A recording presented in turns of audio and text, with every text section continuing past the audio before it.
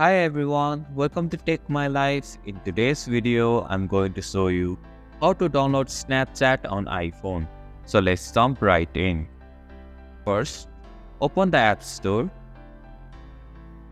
Tap on the search icon at the bottom right corner of the screen.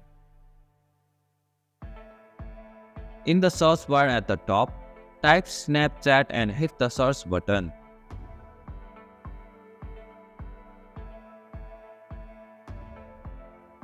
In the search results, you should see Snapchat listed usually at the top.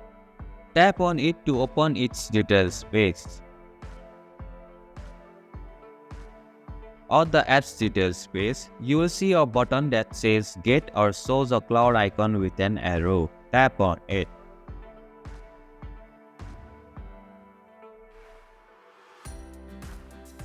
And that's it.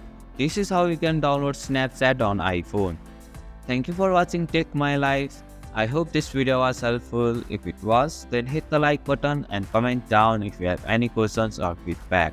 Also, if you are new to our channel, please subscribe and hit the bell icon so that you won't miss our upcoming videos.